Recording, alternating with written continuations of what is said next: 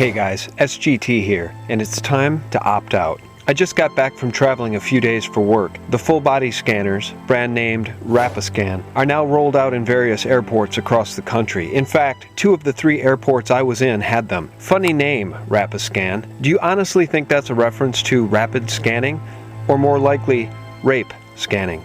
Either way, when you agree to enter one, you agree to give up just one more human liberty to a government no longer in the business of protecting liberties. I was amazed by how many uninformed Americans happily hopped into the Rapiscan as though it was a new toy lovingly rolled out by the government for their protection. As for me, I politely, quote, opted out.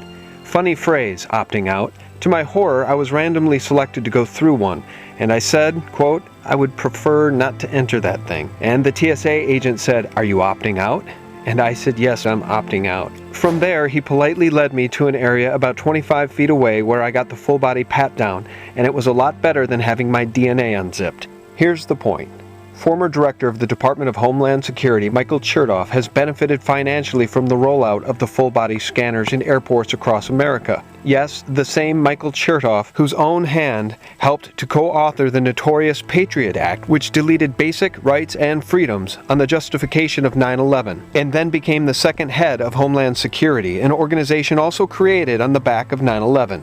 Funny, too, that the Patriot Act is not only the opposite of patriotic, it was written and ready to go before 9/11. So knowing these things, why wouldn't you opt out? If just half of all of us would opt out every single time we fly, those scanners would be gone in no time. There is a tipping point we need to reach, just as we did with BGH in the milk.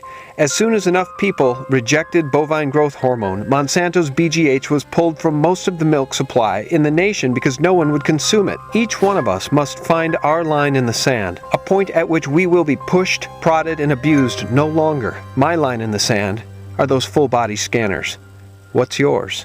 And speaking of opting out, when a system becomes abusive, that's exactly what silver represents for us. The Fed is abusing the dollar, and many of us are buying silver as a way to opt out of a fiat currency and a system hell-bent on abusing its power and ignoring its citizenry. The criminal suppression of silver and gold continues, but for how much longer? Down another 50 cents today. For what possible reason? James Turk and Harvey Organ report that silver is in backwardation, and Turk says it's set to explode. Meanwhile, a quick look at APMEX shows that they are willing buyers of your silver American Eagles for $1.70 over spot. What does that tell you about the bogus manipulated paper price of silver? As Eric King and others have pointed out, the bankers are desperately trying to shake you out of your silver position before the price falls far higher. So look for intense price support and massive Asian billionaire buying in the $25 range should they take silver that low. And finally, guys, courtesy of Intel Hub, why is FEMA seeking 140 million prepackaged meals and blankets?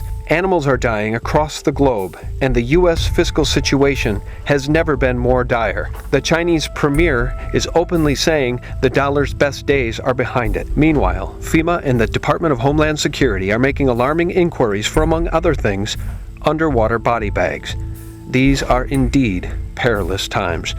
I wish all of you nothing but the very, very best, and I thank you for watching. Links below.